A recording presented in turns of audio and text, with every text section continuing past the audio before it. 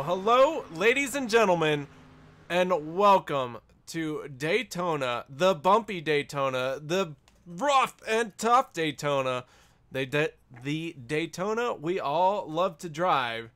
And out here tonight with me is my favorite second in command. Are you second in command? Are you first in command? Anyways, whatever. It's Randy Post on the mic with me tonight. Randy, how you doing tonight?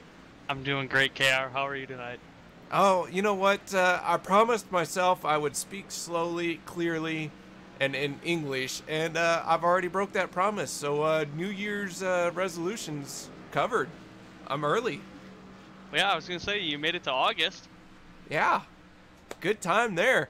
Well, qualifying has just started, so we're a little bit rushed here tonight. I apologize for the lateness of everything, but Randy and I, well, we're semi-professional amateurs, and we're going to bring you some great racing out here tonight at Daytona as the OP Racing Superspeedway Series has taken to qualifying, and these guys are working their way around the track.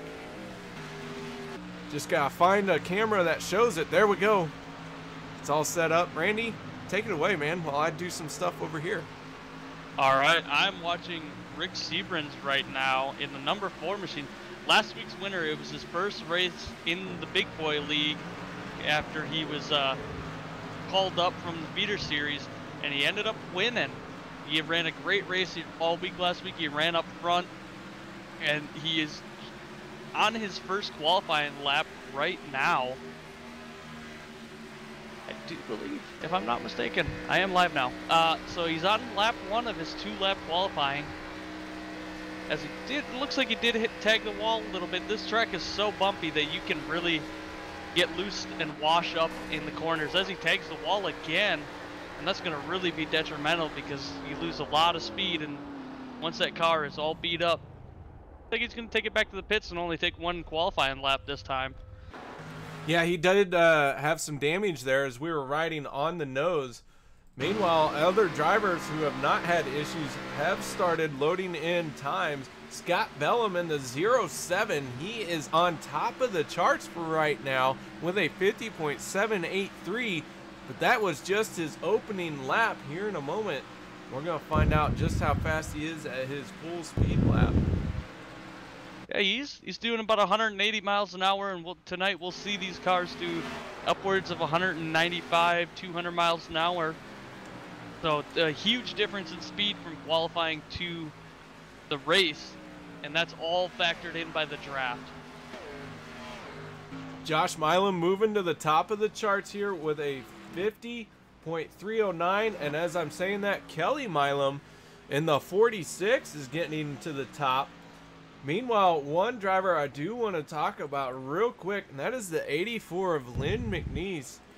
Lynn, always a front runner here, had a great finish last week, or 2 weeks ago. Now that I say that, I can't recall. But Lynn kind of the underdog here, and tonight I'm rooting for Lynn. I want to see what he's got. I think Lynn has a good shot tonight. He ran a great race last week and just got caught up in some unfortunate events. All right, so some drivers are shutting it down while others are starting to get back onto the throttle. Doug Rice in the 35 machine, he has just completed his out lap. He is now on his first time lap as he goes through the tri-oval. I do want to say Alex Green in the 15 machine did take the pole position right now, and he's got, it's very, very close. Oh, Dwayne Cooper now with the pole position. They're swapping it real quick. Dwayne Cooper in the 00. For those of you guys who are not privileged to the OP Racing Superspeedway Facebook page, Dwayne has been killing it with the live videos that he posts up there, gaining quite the following in the social media world. However, we'll see if he can gain a following out here tonight, be the Pied Piper, and lead everyone down to the checkered flag.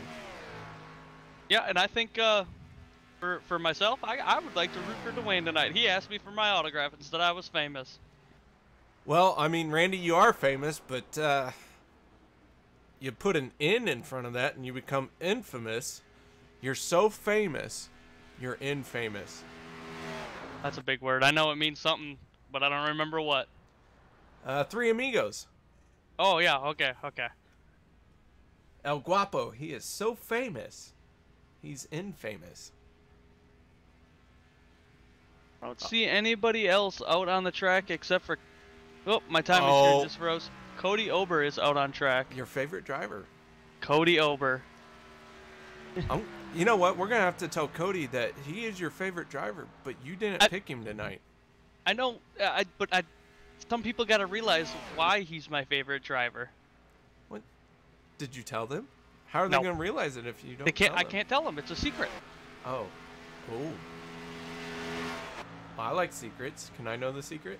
You do know the secret. I have told you the secret. I forgot. Tell me again. I am referred to Cody Ober because his name reminds me of my favorite movie ever. And in my favorite movie, there's a character named G. Ober, and they call him Goober. Oh, Cody's just got a new nickname. He is Goober Oder. That's not going to go over well. Y'all should forgive me for a minute here, as I am so rushed that everything's hilarious right now. Alright, Jordan Wright in the 95 machine. He is running that high line, so he is getting that machine up to speed. As he sails off in a turn number 1 on his first timed lap. Stephen Herman, he is out there as well in the 71 machine. Old Squirmin' Herman. I'm having a good time saying Squirmin' Herman earlier today. I couldn't spit it out to save my life. Here he is in that beautiful black, red, yellow, and blue 71. Right now, Dwayne Cooper is holding on to the top spot. And we'll see if any one of these two drivers who is out on track can assume King of the Hill. Sorry, I'm just catching up on some things here. I was in the wrong YouTube channel here. That can happen. Happens to the best of us. It does, it does. Stephen Herman's still out on the track. He is running right around on that yellow line. Doesn't want to add length to his lap. By going above that yellow line, adding length adds time here at Daytona. Then when you're in through these corners, you got to really work the steering wheel. You want to hold that wheel as firm as you can. Don't let that car move around. Herman's washing up a little bit as he comes off of turn 4, but fights it right back down to the yellow line. And across the line he goes. That will put Stephen Herman up to 17th place. Now 18th. As Jordan Wright jumps all the way up to 6th place. So, guys, that'll wrap it up for qualifying. We're going to step away, as we always do, and do our national anthem. We take you down onto the track for our opening ceremonies. Ladies and gentlemen, please rise. Please remove your hats.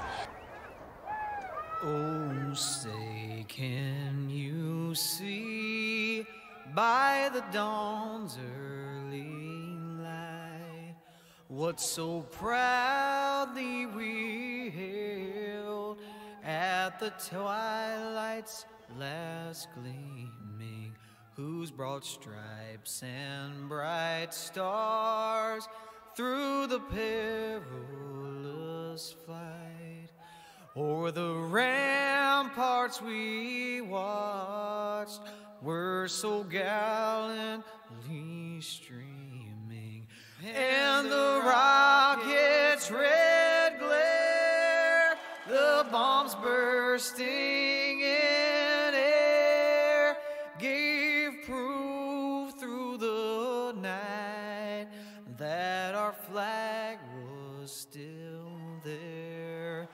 Oh, say does that star-spangled banner yet wave o'er the land of the free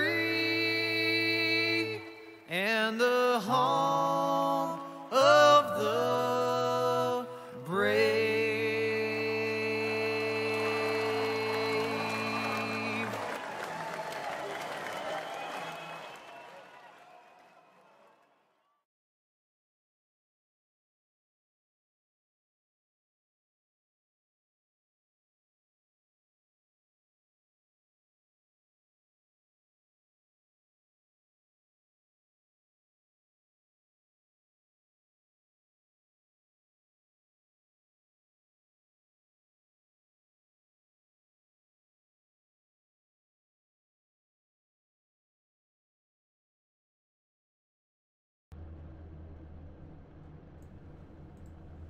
Welcome back, ladies and gentlemen, as everyone is starting to grid up. Randy, why don't you take us through our starting lineup? All right, starting in row 1 is going to be Dwayne Cooper and Alex Green. Row 2 is going to be Kelly Milam and Douglas Rice. Row 3 is going to be Josh Milam and Jordan Wright. Row 4 is going to be Travis Elliott and DJ Mitzel. Row 5 is going to be Derek Connolly and Ernie Williams Jr. Row 6, Cody Ober and Len McNeese. Row 7, Isaiah Dupree and Tristan Walker. Row 8 is going to be Jacob Sayers and Richard Fletcher. Row 9, Glenn Bundren and Steven Squirman Herman. Row 10 is going to be Scott Bellum and Aspen Belvin. Row 11 is going to be Robert Payne and R. Chase Berry. Row 12 is going to be Rick Seabrins and Mark Vega. Row 13, Cody Eldred and Josh Durham. Row 14 is going to be Les Levy, and that is going to round out tonight's field, KR. All right, 14 rows of very excited drivers as we are now getting ready to start rolling out of pit road. And our pole sitter couldn't be more ecstatic to bring you tonight's race, as Dwayne Cooper going to be starting on the front row in that 00 machine. Field starting to roll off pit road now. I'll tell you, Dwayne Cooper, he's going to be one to watch. He finds a way to the front more often than not. Tonight, his workload's going to be a little bit easier as he is going to start on the front row. Yeah, and this track can produce so many different things with how bumpy it is and just the duration of this race, because it's a long race. They've got to pit quite a bunch, and it would throw in the possibility of cautions. This can be really hard to do even when you start on the pole. It is, and it's a long race here tonight. 100 laps, 250 miles, split up into 3 stages. Stage number 1 is going to end on a lap 25. Stage 2 ends on lap 50. So it's going to be broken up. A lot of interesting work to have happen here. I said interesting. I owe you a quarter, Randy. The first time in 3 weeks that we've been doing this, KR. I screwed up. I said interesting. Oh, dang it. I didn't say it all there. Indeed. Oh, definitely. All right, the pace car is rolling out, getting ready to come off of pit road as it works its way off of turn 4. Dwayne Cooper has control of this field.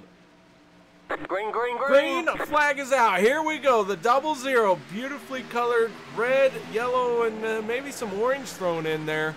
But Alex Green in that 15 on his outside from the DEI wannabes. And, you know, Dwayne Cooper starting a new team. And he said no FSR allowed in his team. Yeah, I don't think he wants... I think he wants to create his own dominating team, because as we've seen in the past couple of weeks, that FSR team has been really fast, consisting of Kelly Milam, Josh Milam, Derek Connolly, and Robert Ernie Jr. I think that's his name. Dwayne Cooper losing a little bit of ground to Alex Green down the backstretch, but here comes Cooper challenging right back through 3 and 4. You can see the cars bouncing up and down the track as we are on the old Daytona surface, the one that likes to bounce, the one that likes to throw you around here in the corners. Yeah, and you'll see these guys kind of get real close. They start trusting each other, and they're going to start to side draft here in a couple, I'd say 20 laps. You'll see them get real close in the corners. Right now they're spread out. You could fit another truck in there. A lot of respect being given between the drivers here tonight for right now. You do got to get through the first 2 stages before you really want to start mixing it up.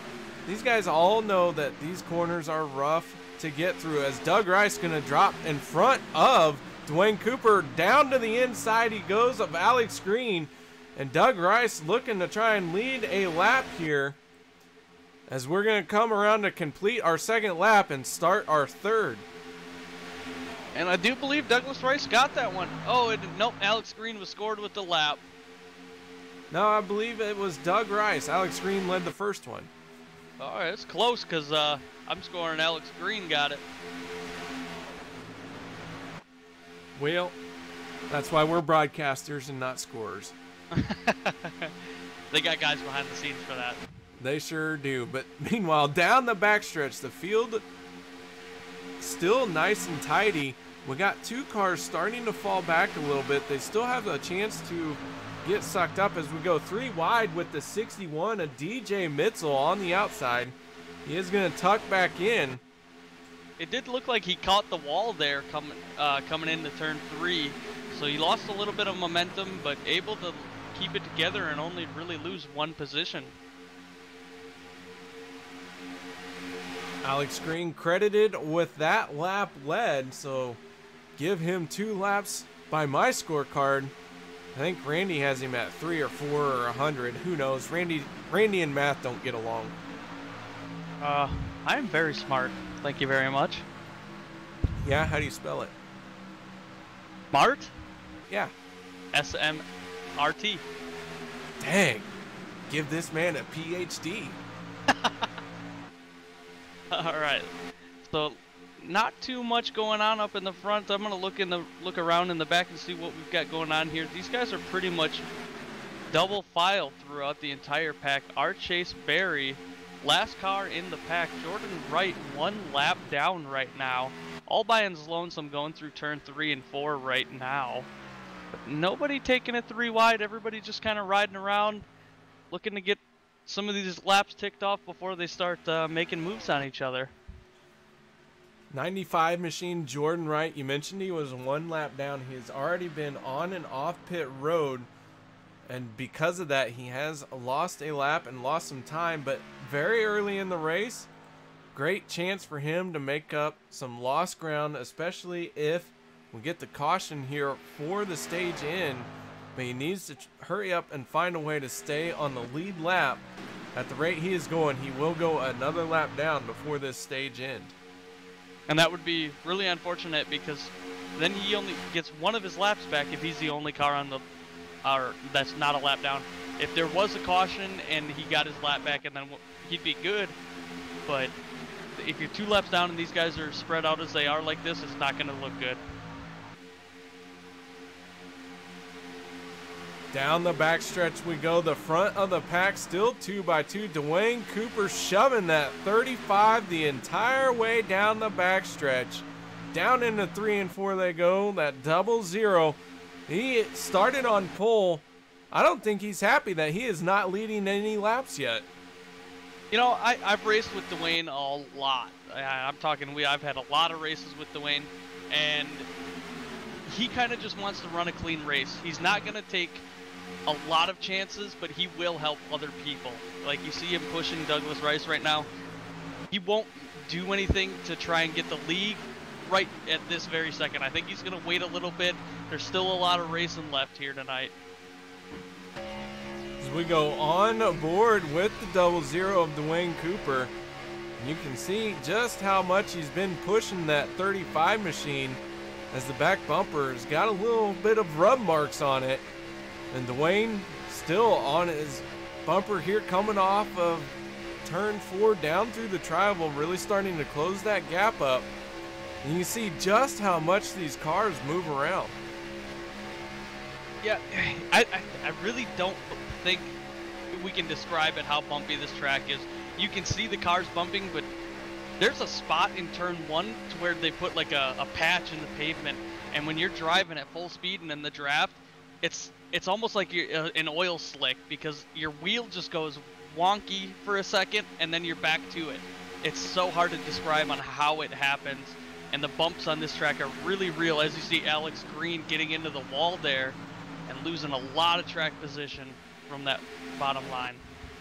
Alex Green in that Napa 15 machine, struggling for all he's worth to try and find a spot to slide into, and there he goes back onto the high side. But he has lost some ground, but the damage looks minimal, but minimal damage here is enough to send you to the back of the pack. Absolutely. These any car in a draft environment like this, oh, excuse me, is going to need to be perfect condition to keep up with the draft as much as it can. And having just the slightest little crinkle can really scrub some time off or affect the ability for you to suck up to the car in front of you. Now, rumor has it a lot of these drivers don't like to eat crinkle cut fries because of that. I could see that. I'm a curly fry guy myself. Ooh, from Arby's? Definitely Arby's, smothered in Arby's sauce. Ooh, smothered in Arby's sauce. See, I like Jack in the Box. You know, I was gonna say, did we just become best friends?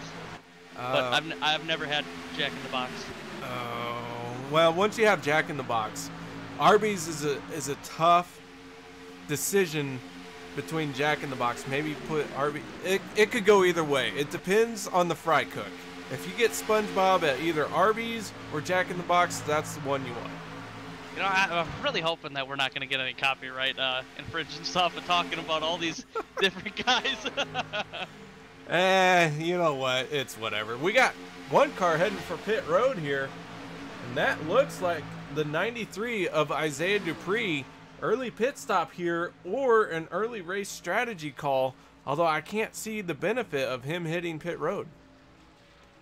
Oh, and maybe it looks like he's got a little bit of damage. Maybe it's holding him up, or he's got had some issues with. And he has just driven all the way through pit lane. So, yeah, that does not look good for him. Maybe he's just trying to get out of the mess that is this front pack here. Yeah, I'm rewinding to watch to see if he was kind of pushed down there. No, he dove it off by himself, so not 100% sure what that was about. All right, so we are on board with Alex Green in the 15 machine as he has pushed Dwayne Cooper to the front here, as Cooper has been out front for 2 laps now.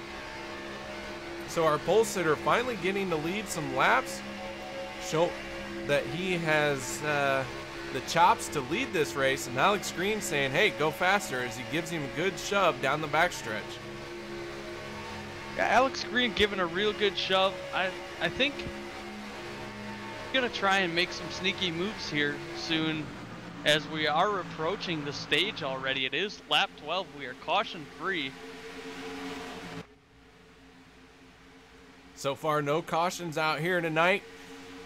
And on the outside is the 35 of Doug Rice. He's going to lead a lap, but he has got a good shove from the 7 of Josh Milam, our points leader coming into tonight's event.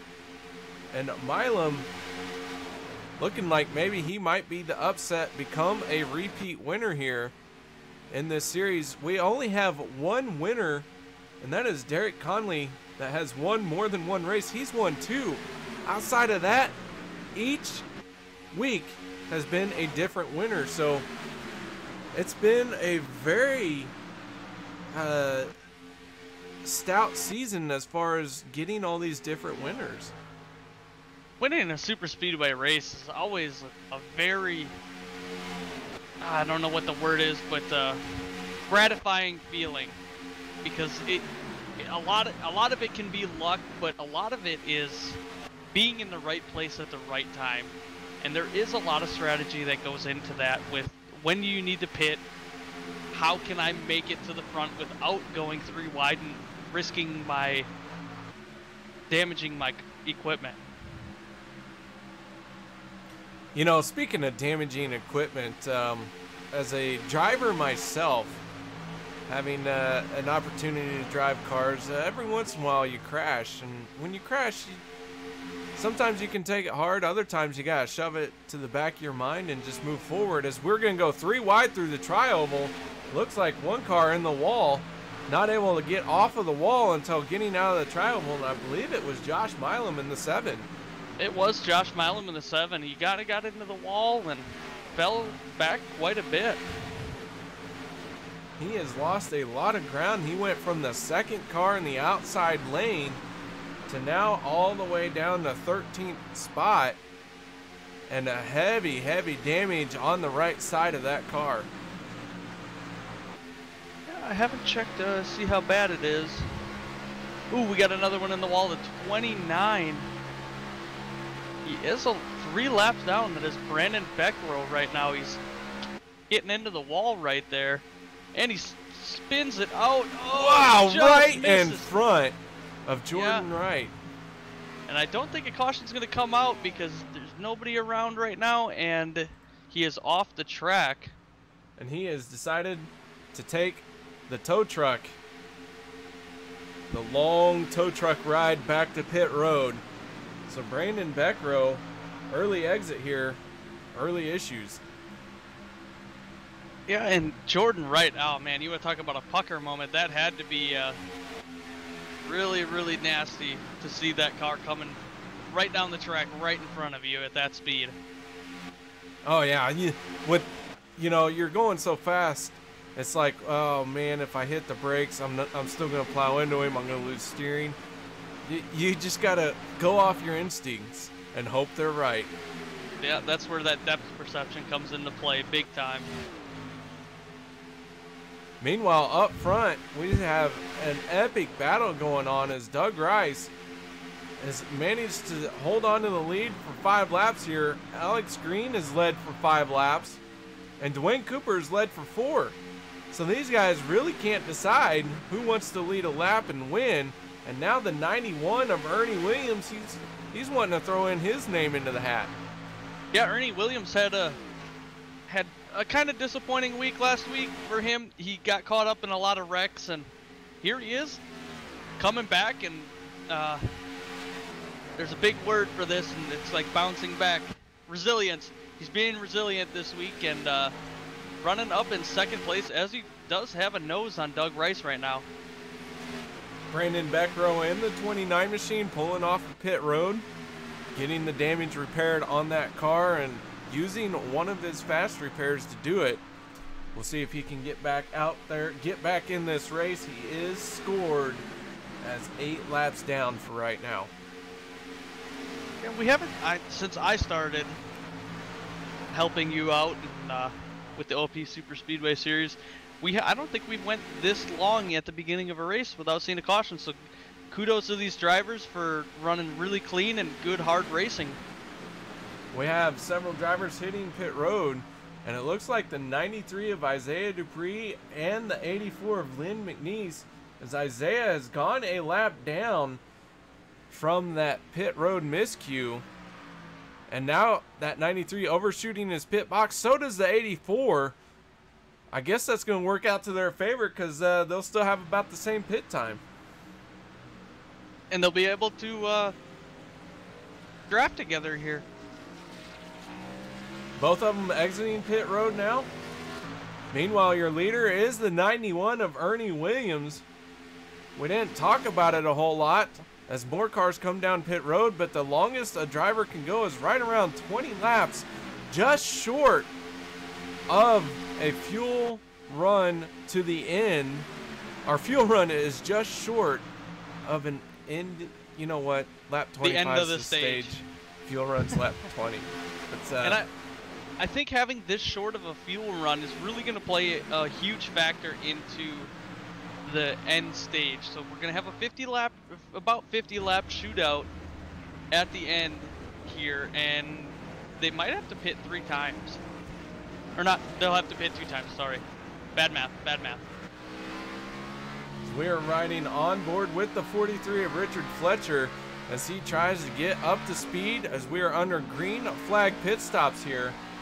You see Dwayne Cooper going through the grass, doing all he can to find a little bit of an advantage, but he is going to tuck in behind the 71 of Stephen Herman. Stephen Herman making his way up to the front today, and he is scored in, oh, he's dropping 16th position right now, but once pit stops are done cycling through, he'll be up there with the leaders. Several more cars on the pit road trying to get what they can, get that fuel, get tires, get on and off pit road. Several cars have taken 2 tires. In fact, most of the field looks like they have gone with a 2-tire option. And here comes our next group of drivers down on the pit road, led by the 46 of Kelly Milam. Got guys coming off pit road, and guys, a lot of these cars that I'm looking at here got a bunch of front end damage, so lots of beat up cars already early on in this race.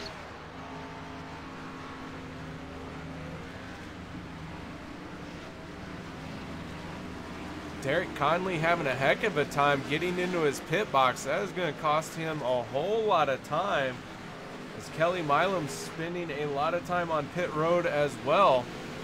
Milam still sitting there, still stationary. Maybe having a speeding penalty or trying to hammer out some damage. But now your leader is the 14 of Cody Eldred, as he exits from the blue cone that iRacing put in that we like to disagree about. You like to disagree about. I hate that thing. Get rid of it. I really think it's a good idea. I think you're retarded. Have you ever been on a racetrack? Have you ever seen a blue cone at a racetrack? Okay. No, there isn't a blue cone at a real racetrack, but I think it's good for iRacing to have it. DJ Mitzel now your leader, followed by Rick Seabrans, Glenn Bundren, and R. Chase Berry. Well, definitely mixing it up in the standings here tonight. We saw Dwayne Cooper start in the lead position, and he is now in 9th position. We saw Alex Green lead a couple laps in 8th now, and the 35 of Doug Rice, back in 19th position right now, was a leader as well. Green flags pit stops have taken this field and jumbled it all up, and DJ Mitzel has come out on top in this situation. That 61 machine looking set and primed, ready to win a stage. The stage in will come right as they cross the line for lap 25. So final lap here in stage number 1. And that Kodiak 61 machine throwback paint scheme has the field covered for the moment, but we got to move on the outside here. Yeah, and the 07, Scott Bellum just went a lap down, which really is unfortunate for Isaiah Dupree because he was the first car 1 lap down. So now, as it sits, Scott Bellum will get the lucky dog at the stage end. Meanwhile, we're going to go side by side for the stage in win. Now we're going to go 3 wide as here comes Chase Berry in the 11. And across the line goes Chase Berry in that Days of Thunder throwback paint scheme. The yellow flag is and down. there's the caution. That 11 machine is going to win stage number 1. Pulling off an epic move here at the last second. Yeah, that was awesome. I kind of expected that to happen, but Chase Berry and Glenn Bundren taking it 3 wide on DJ Mitzel on the end of the stage there and did it flawlessly. So Chase Berry picking up his stage win here at Daytona, the first one of the night. Bundren a little bit short, finishing second, but it was still a wild ride down to the end of this stage. And let's see if we can get this 11 machine up in the broadcast booth. Chase, you got your ears on, bud? Yeah, I do. Man, Chase, it sounds like you won the race here in stage 1. Now, what is set next for that 11 car? Well, I'm gonna pit and get some tires and some gas, and then hold it wide open and hope for the best. Oh man, my kind of driver. I like the ones that are brave enough to hold it wide open. What's it like driving out there at this bumpy Daytona track? It's bumpy, I'll tell you that. But no, it's fun, man. It's because it's more of like a driver's track. Yeah, I mean, like you got to know how to hit the bumps and all that good stuff, and it's fun to me. It's like my favorite track of all the super speedways. Well, man, congratulations. Tell us a little bit about your paint scheme you've chosen here tonight. Well, as you can see, I'm running the Exxon, you know, car and everything, and my teammates are supposed to run the Days of Thunder stuff too, just as whatever, but you know, they kind of didn't do it, so all that good stuff, you know how it is. Well, I don't know how it is, as I am not a teammate with you, but it sounds like you need to give them a couple pimp slaps. Hold on. All right, yeah, definitely. You know, they're painting my butt, but nah, they're good teammates. You know, they're encouraging and all that good stuff. And I'm just glad you finally got me on the stage when last time I won the stage. You know how that happened. I did. Get back to your pit stop, man. Don't miss that, and good luck to you for the rest of the race. Hey, thank you, man. Good luck on broadcasting. Oh, yeah. Well, you know, I'm working with Randy here, so I need all the help I can get. Oh, yeah. Hey, it's Chase Berry. You're right. It ain't our dot. I was playing. I don't care. Have fun. Be safe. Do all that good stuff. All right, don't speed. That's Chase Berry. Randy, man, you got thrown under the bus there. I kind of did. Oh, does it hurt? No, I mean, I just read the screen. Oh. Well, I mean, I threw you under the bus. That's okay. Oh, you're so sweet. I'm used to it. All right, guys, we're going to step away for just a moment, set up for stage number 2, and we'll be right back after this.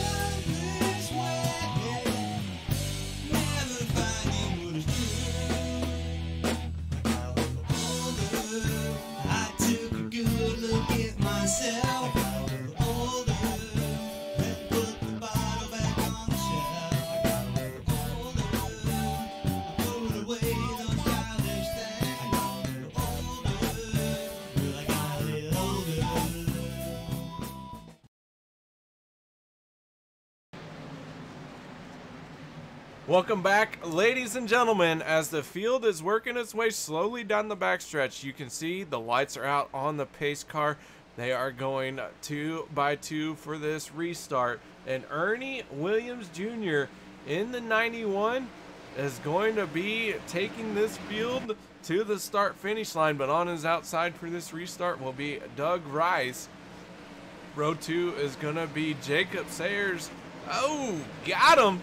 And the 4 of Rick Seabrans is on his outside. Those 2 rows bringing these cars down to the start of stage number 2. And Randy, you're on call. All right, pace car should be diving in any second.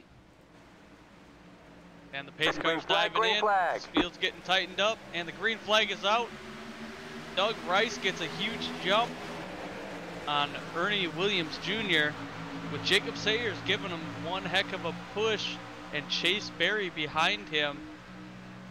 Ernie Williams kind of left out to dry a little bit there as the 4 of Rick Seabrans, last week's winner, running in 5th place right now, pushing Ernie Williams Jr., but that is the only car that is up there through turn 2 on that outside line, able to push the 91.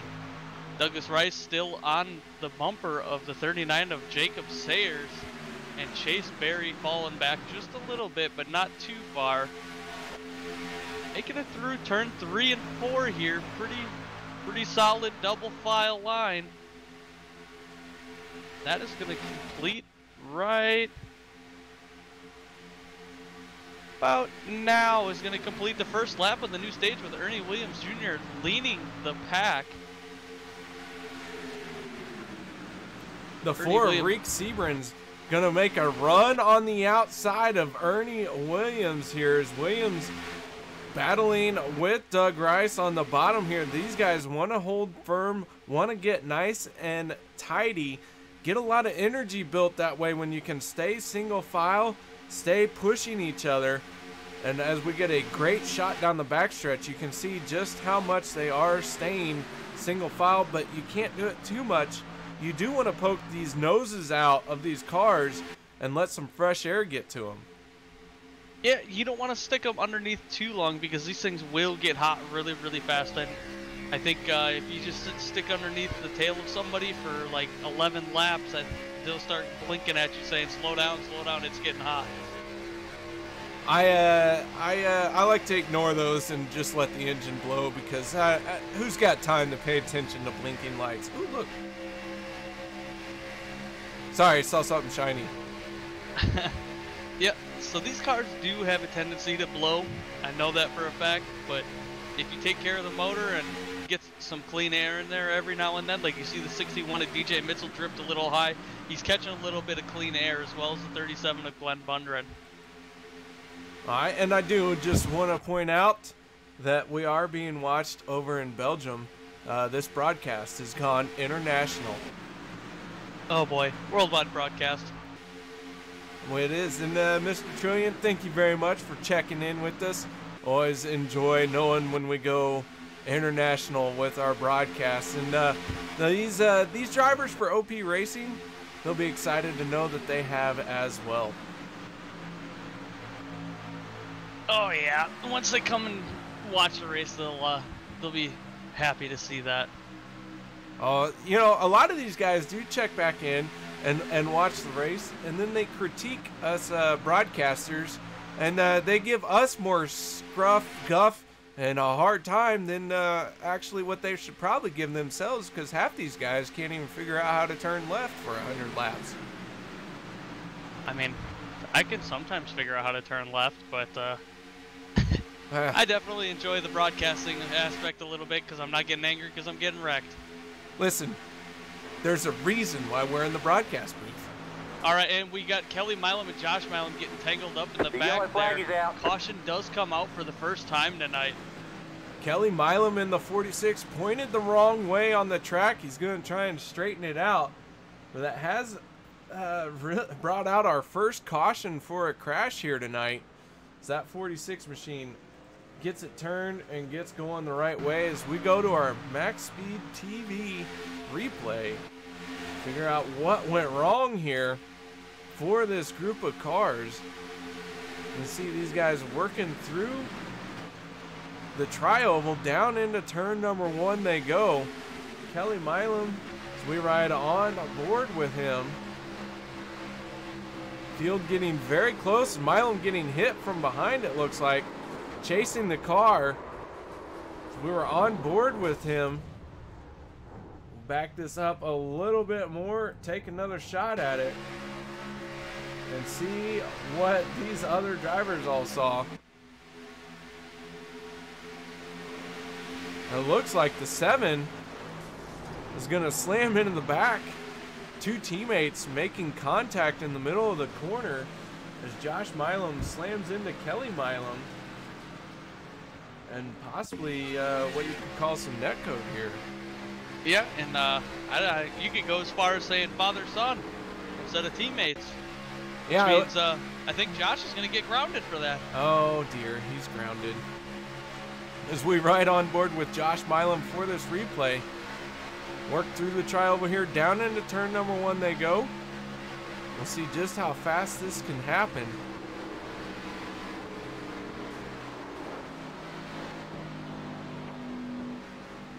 And just like that, you have ruined your father's race. It's ruined, and you're grounded.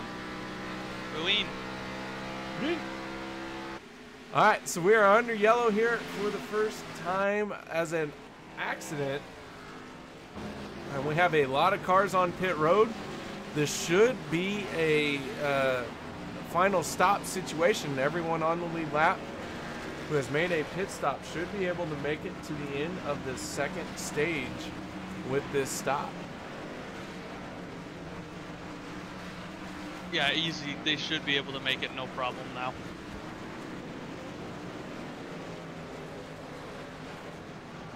TJ Mitzel being scored as our race leader in that 61 machine. He has decided he is going to try and gamble, hope for another caution. If he can get another caution, he might be able to make it to the end of this thing. And track position being more important to him for right now. Yeah, maybe he's trying to get the most laps led, get those extra points. All right, guys, we're going to step away for just a moment. We'll be right back after this. Maxspeedtv would like to thank our partners here at Maxspeedtv, starting with the Colby Eye Paints. If you're in the market for a new paint job for your car, check out Colby's Eye Paints on Facebook. Need a replica paint of your real-life car? Colby's Eye Paints has you covered. Check out Colby Eye Paints on Facebook. Also by Hershey Design. Hershey Design Company is your one-stop graphics shop. If you're in need of an iRacing paint, league, team, or business logo, or want the logo on some sweet swag, hit up Orion at the Hershey Design Company. You can find them on Facebook by searching HERSHY Design Company. Also by the Sim Speed Shop, simspeedshop.com. You can check them out for all your iRacing sim needs. Ohio IndyCar League jumping on board this season with as an official sponsor of Maxspeedtv. They are also accepting not just patrons from Ohio, but from all over. Also iBog for all your iRacing broadcast overlay graphics done specifically by Jason Allison, one of the masters at it. So thank you to Jason. And also, last but not least, Wise Guys. You can check them out at Reverb Nation. That is spelt with a Z. So check them out on Reverb Nation.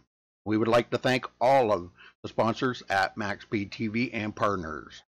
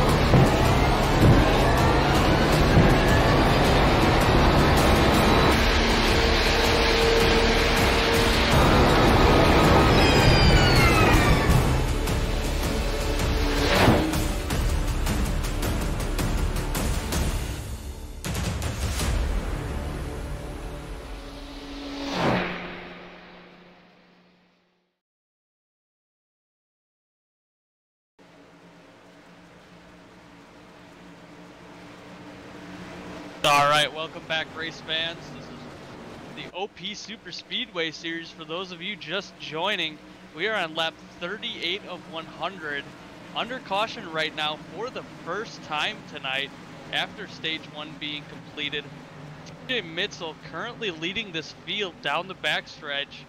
Lights are off on the pace car, so we will be going green this time by. Derek Connolly on his outside for row 1. Dwayne Cooper and Rick Seabrans, row 2. Dwayne Cooper's been having a really good race tonight. He's qualified on the pole. He's been running up front all night. Haven't seen too much of Derek Connolly all night, but DJ Mitzel was leading laps early on and was in contention for the stage 1 win. Rick Seabrans also led a couple laps earlier and was last week's winner, and here he is, 4th position tonight already. But the pace car coming out of turn 4, DJ Mitzel taking this field to the green flag, and I think KR, you're going to call the start. We are, and we're going to ride on board with Dwayne Cooper as the green flag comes out for this restart. Dwayne Cooper carrying us down through the tri-oval, getting all the gears he can, hasn't missed a shift yet. Down we go into the turn number 1. You can see just how close they're going to get right here is Derek Connolly in the 28 on Dwayne Cooper's outside. But out front right now is DJ Mitzel. But here comes that outside lane, working all they can for that energy to get a good run down into turn number 3.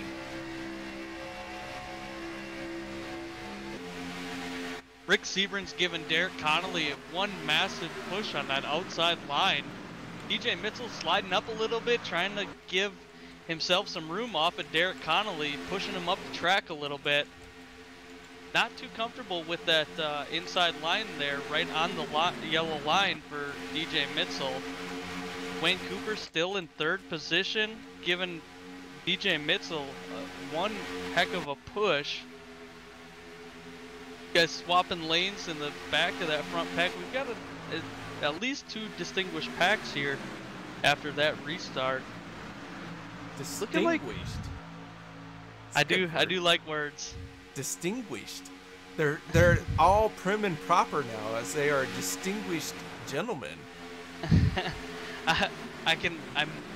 I'm gonna go out on a whim here and say some of these guys definitely may not be prim and proper, especially after watching Dwayne Cooper's videos that are oh so famous lately.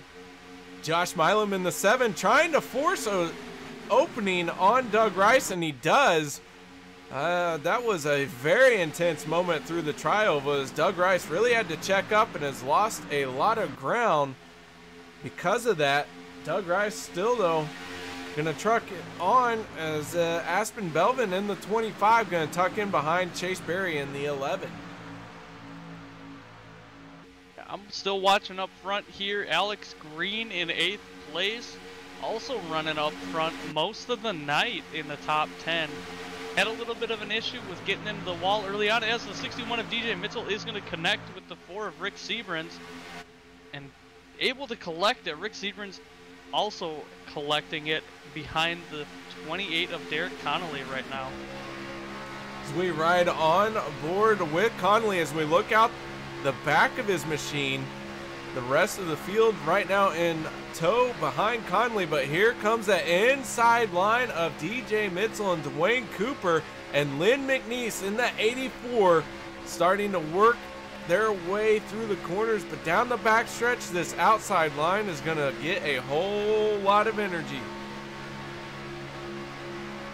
The outside line does have a huge power with these cars. These cars can be really fast on the outside line to where you have almost an advantage on the outside line. Yeah, that outside lane really works down the straightaways, but in the corners it loses out to the inside, and it really creates this kind of ebb and flow throughout the whole race. And we have seen drivers work that high side exclusively and not want to come down low, and we've also seen drivers who have decided they never want to go back up high.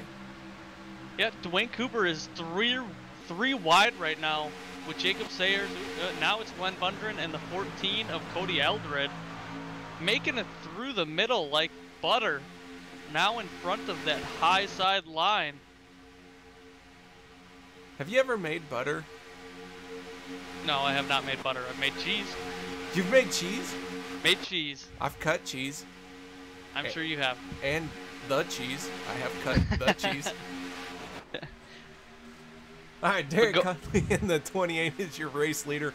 Rick Seabrans, last week's winner in that 4 machine.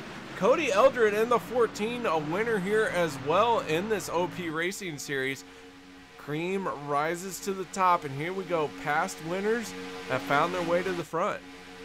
Yeah, and I just kind of want to talk the high side again. The corners is kind of difficult for those cars on the high side to keep up because there's so much more banking there. And I don't know if you've ever been to the Daytona track and been able to, or did the tour to where you can walk out on the track, but we've got Kelly Milam spinning with Josh Milam, Alex Green. The yellow flag is Richard down. Fletcher, Alex Green going around. Big time issues through the tri-oval. I said Kelly Milam. I meant Josh Milam. That's all right. It's just a name. Just a name. I got half of it right. Just a name and a broadcast where we're supposed to be professionals. I was being professional. What? I don't know. All right, it's time to pack this up. We're having too much fun up here in the broadcast booth. So to the replay we go. We are going to check in and see exactly what happened here. We know several cars going into the tri-oval get caught up in an accident. Alex Green and the 7 of Josh Milam make contact. That's going to collect the 43 and send a whole lot of cars spinning down through the infield here. Try this from a different point of view. See Alex Green, Josh Milam, Richard Fletcher getting involved. We're watching Isaiah Dupree try and slow this thing down. Make sure he doesn't get any more damage than he already has. One more time, Alex Green slides up through the tri-oval. See the 17 machine getting caught up in it, as he is a race winner as well of Tristan Walker. Jordan Wright in the 95 collecting with the 15. So we are back live. Dwayne Cooper out front. We'll see if anyone's going to come down pit road here. And give me just a minute. Dwayne Cooper's going to help the pace car, but no one is coming down pit road except for the 4 of Rick Seabrans. Yeah, I think everybody's going to try and ride it out to the end of the stage here. Rick has hit pit road. Everyone else that is coming down pit road looks like they have some damage of some sort, but Rick, the only leader that has pitted. All right, so while we set this up, guys, we're going to step away for a minute. We'll be right back after this.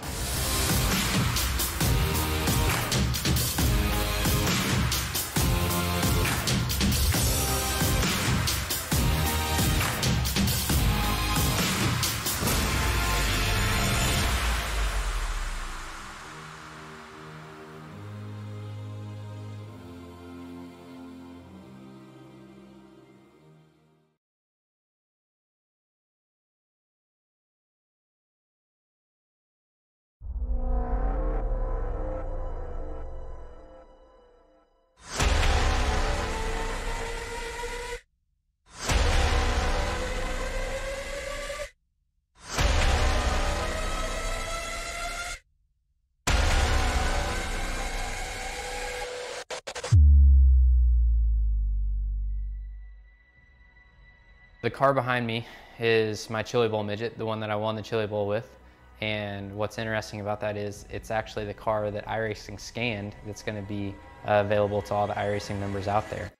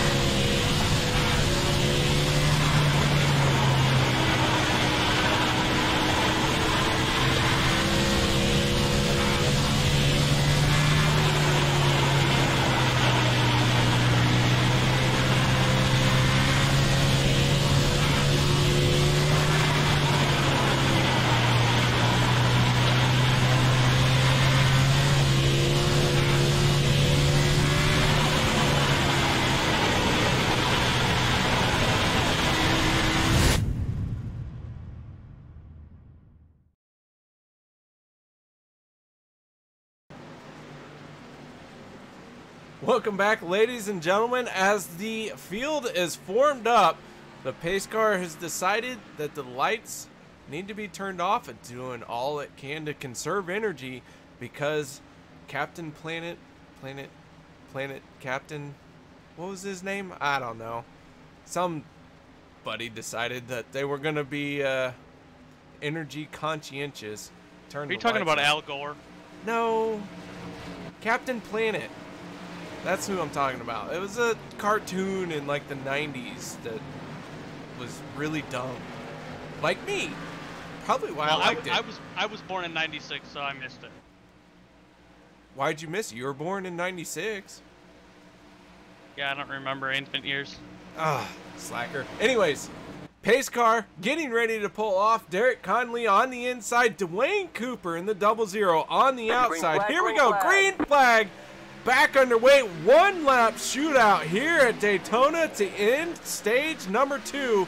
Who is it gonna be? Derek Conley or Dwayne Cooper? Maybe even the ninja Glenn Bundren gonna try and sneak a win in here for this stage. There's Jacob Sayers in the 39. Do not forget about that car. Down through 1 and 2 they go. Down the backstretch. Randy, I'm out of breath. I think Derek Connolly might have an edge here. He's got a lot more cars behind him pushing him. Dwayne Cooper's got Jacob Sayers, and that is it. But he's got about half a car length. He's got a full car length on him right now as Derek Connolly comes up and is getting a huge run on Dwayne Cooper. But we'll see what Dwayne can do off of turn 4 as they're coming to the stripe here. Derek Connolly moving up the track to block Dwayne Cooper as Dwayne Cooper gets a little bit loose, and they're crash as they come across the line. Dwayne Cooper in the wall. Jacob Sayers getting collected. The 25 getting collected. All sorts of cars getting into this one. Big time accident as the stage closes out, and it looks like Derek Conley is going to be your winner, but Dwayne Cooper put up a heck of a fight coming to the end of this thing. We're going to back this up a little bit, go to our Maxspeedtv replay, and check this out one more time from several different angles. Down the backstretch into turn number 1 they go. Dwayne Cooper has a nose out in front, but here comes Derek Conley in that inside line, fighting back, fighting for all the room they can get. Glenn Bundren doing what he can. Jacob Sayers 3 wide across the line there. Then everyone tries to scatter. Aspen Belvin with nowhere to go.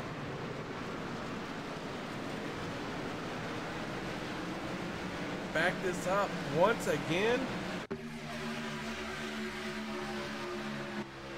We ride on board with Tristan Walker. You can see cars going everywhere. Tristan saying, I'm gonna just go all the way down here where nobody's at.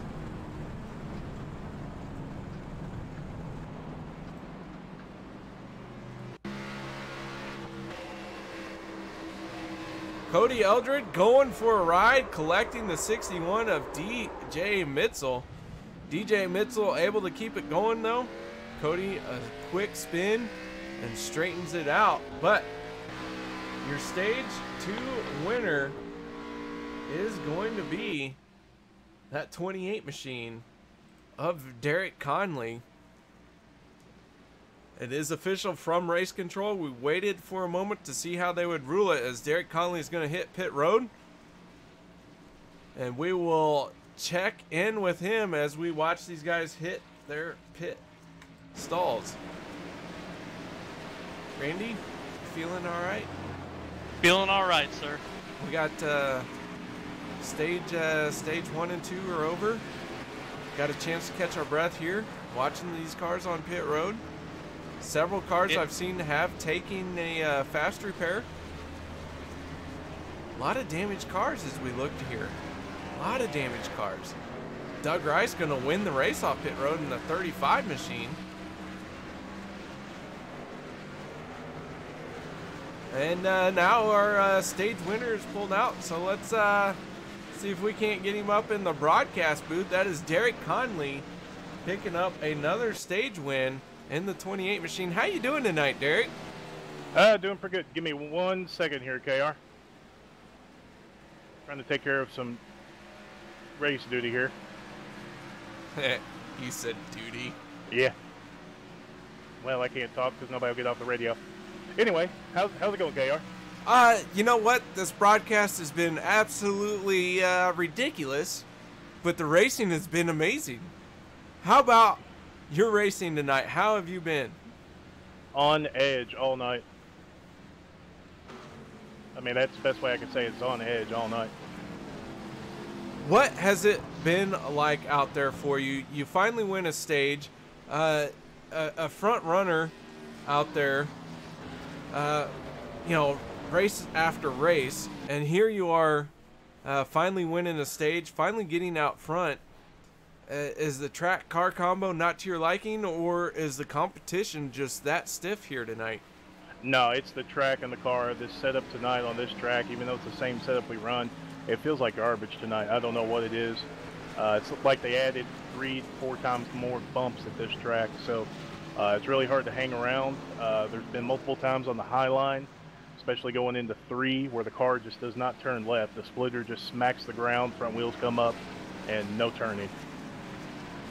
So what you're saying is you're not a fan of this setup, but meanwhile it looks like Dwayne Cooper has led 10 laps. He might be saying he likes it. Oh yeah, absolutely. It's just a like thing, but I don't know. Tonight it just does not feel right. I've, you know, like I said, ran this exact setup at this track numerous times. It's probably just me tonight. All right. Well, Derek, thank you very much for taking the time to talk to us. I apologize for interrupting your admin duties. No, you're good. I was just wanting the radio back because I came out side by side with Isaiah Dupree through the pits and ended up having to go through more than 3 stalls because I couldn't get over more. Wanted to make sure Mark was aware. Ah, well, I'm just glad we said duty. Yeah. Always got to say at least once per broadcast. Once per broadcast, at least. Randy, tell us about your duty. I'm a broadcaster. Duty solved. All right, there you go. Thank you very much. We'll talk to you at the end of the race. Yep. Hopefully we'll be talking to you in our post-race interview. That is Derek Connolly picking up our Stage 2 race win. So, guys, we're going to step away for just a moment and set up here for the final 50 laps of tonight's race. We'll be right back after this.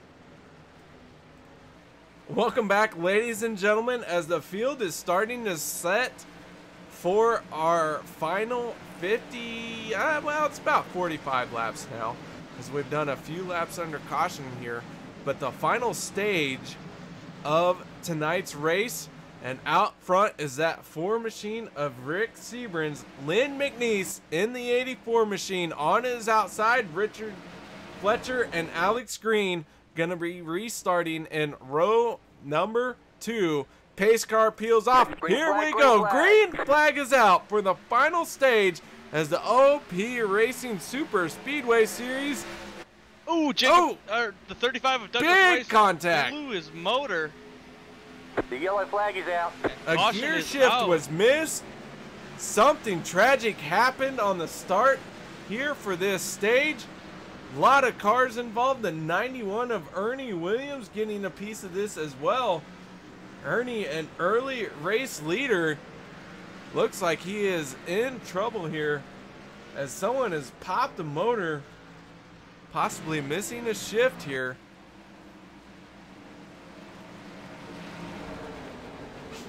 We go to our Maxspeedtv replay, back this up and see if we can figure out what happened here as we ride on board with the 91 of Ernie Williams. Pace car is peeled off. Green flag is out. Everyone accelerating. There's the gear shift. 1 car explodes. 2 cars go to the inside. The 8 of Cody Ober getting turned. Ernie Williams getting collected from this as well.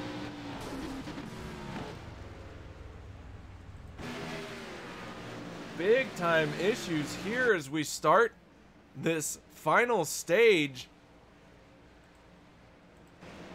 What an interesting start to this stage. Holy cow.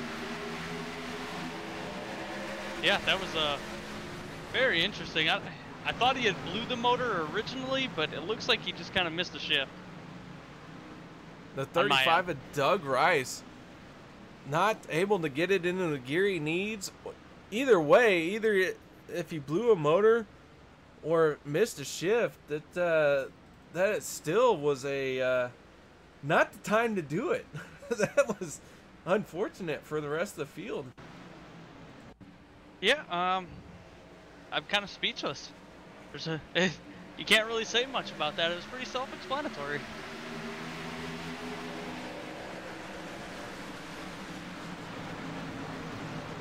All right, they are catching up to the pace car now in turn 2. Rick Seabrans now your leader, Len McNeese in second, Richard Fletcher third, Alex Green in fourth, and Les Levy in fifth. So that really shook up the field right now, but gonna still have some green flag good racing tonight yet. We do have a lot of cars on pit road.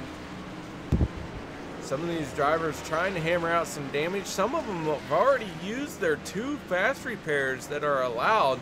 As we see the 51 come off with some damage still on his nose there. Kelly Milam in the 46.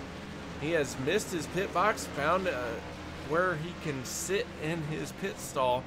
But no fast repairs for some of these guys means that they're going to have to hammer out the damage and then ride around in the back.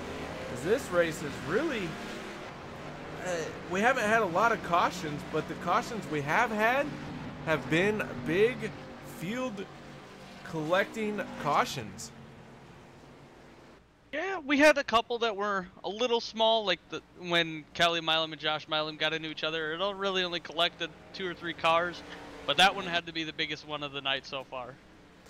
All right, guys, we're going to step away for a moment. We'll be right back after this.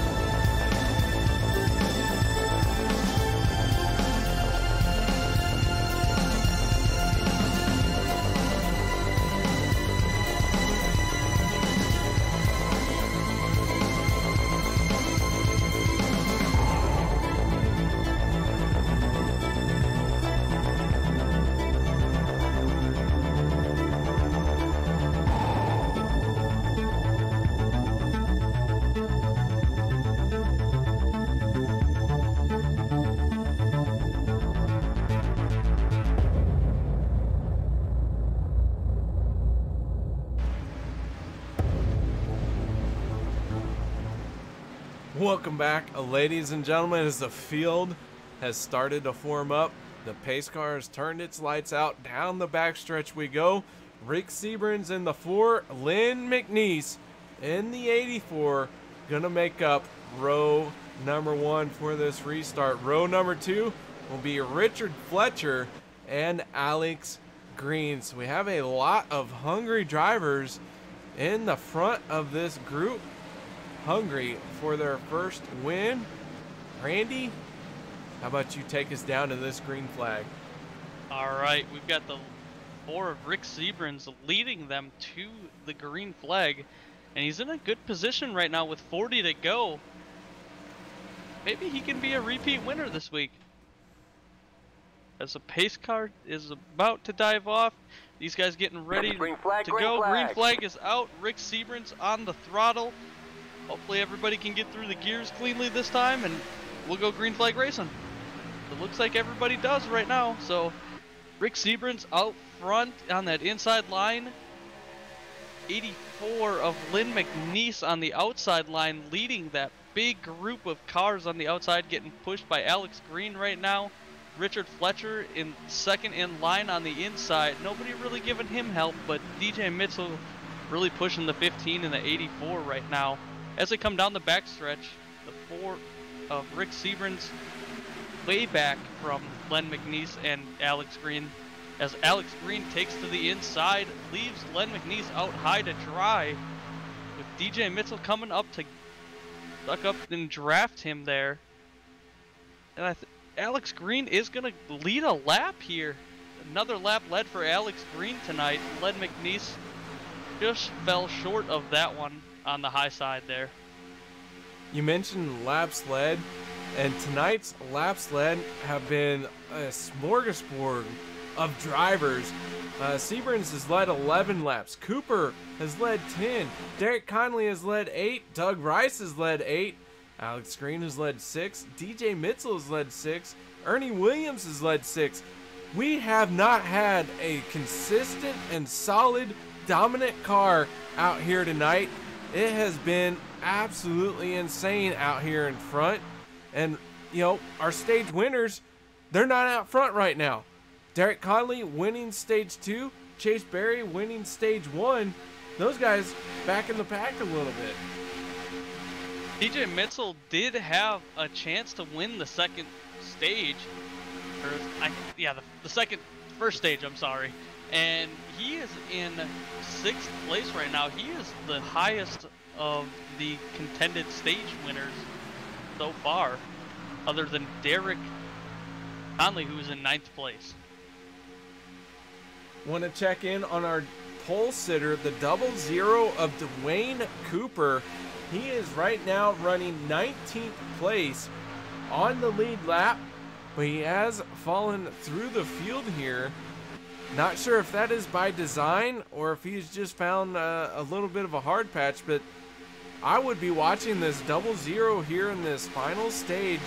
He might just have a little bit of magic left in that foot, that heavy right foot. Yeah, and he's been fast all night, so he's got a long way to go in front of him to get back up front. And it's going to be tough because all these guys are not really looking to say, all right, you're fast, you can go ahead, but he's going to have to work his way back up there. As they're 3 wide, it looks like, right next in front of Jacob Sayers. It was the 14, the 91, and the 51, all 3 wide going through the corner there. But the 14 of Cody Elder does get into the wall and drops back quite a few positions. We ride on board with Cody Ober in the 8 machine as he is going to work his way down underneath the 14 of Cody Eldred. So the 2 Codys who spell their names completely different. They're side by side. Now Josh Milam on the outside of Cody Ober, and the 88 machine of Josh Durham in front of Ober. Down the backstretch, you see just how close these guys are really racing, and you can't see a whole lot in front of you. You don't get a good field of view here of the cars around you. All you see is the bumper of the car in front of you.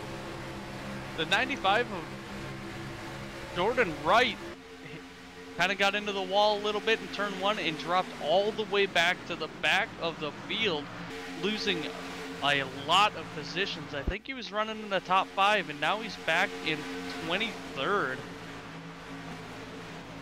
Jordan Wright is in 23rd, last car on the lead lap. Want to do a little bit of housekeeping. Stephen Herman in the 71 machine. He is in 24th place. He is the first car 1 lap down. Brandon Beckrow, who has had his problems tonight, shall we say, in that 29 machine, he has not given up, but he is 7 laps down as he is battling here with this lead pack. Doug Rice in the 35 machine, an early race leader who has led a lot of laps here tonight. He is sitting on pit road. He is struggling to get that car repaired. Robert Payne behind the wall in the 3. He has called it a night. Watching the front here, Len McNeese leading right now, the 43 of Richard Fletcher, and the inside line leading that line. DJ Mitzel scored in second on the outside line, and Alex Green on the inside. 4th place. Rick Sebrin's a little bit further back, but I think he's just trying to get some clean air in that motor, as he might be overheating a little bit. But Alex Green washing up the track a little bit, kind of leaving Richard Fletcher behind. The 91 of Ernie Williams Jr. getting a little bit loose as well, pushing up way high into the wall a little bit. Keeps it together, didn't lose any positions. Still pushing the 93 of Isaiah Dupree. DJ Mitzel now leading that outside line as Len McNeese drops down to the inside. So Len McNeese running that Western Auto 84 machine. Oh, we got contact. Dwayne Cooper involved with this one, along with several other drivers. Looks like the 71 of Stephen Herman spinning down the backstretch. Cody Ober, late contact there as well, and that was not Stephen Herman who I saw. We will have to go to our replay to actually understand what we saw here tonight. Yeah, I'm trying to find it right now, and I'm not 100% sure what happened there from the angle I was looking at, so I'm going to try a different angle and see what happened here. 3 wide coming off a turn 2. Oh, Dwayne Cooper, the 62 of Les Levy, I apologize, and Aspen Belvin coming off the corner onto the backstretch. They get together. Watch this one more time. Glenn Bundren getting turned. Derek Conley involved as well.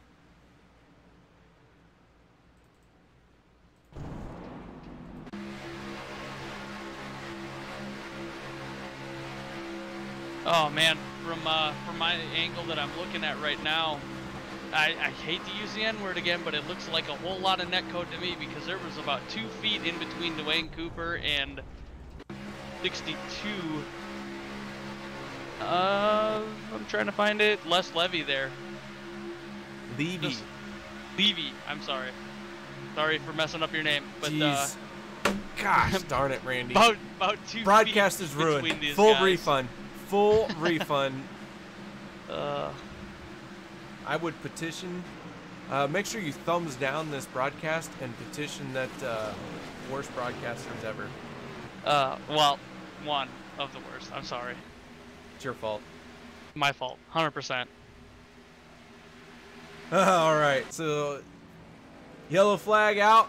Several cars hitting pit road.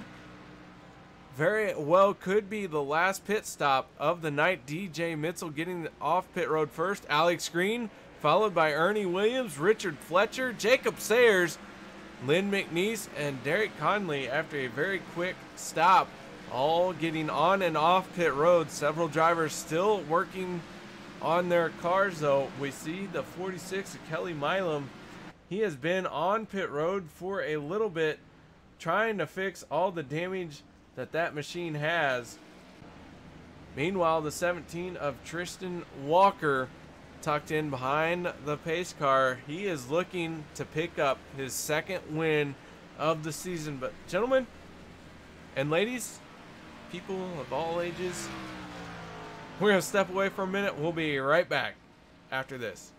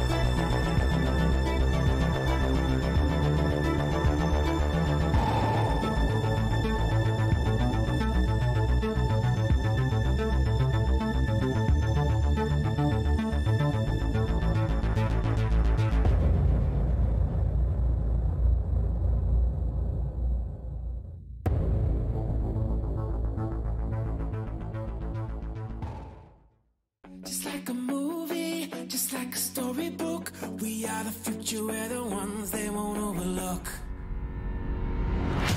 It's time to be the hero.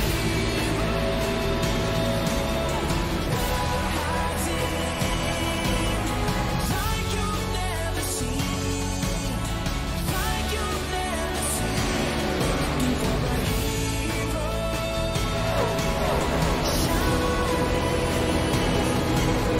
Just like in a dream. Just like in a dream.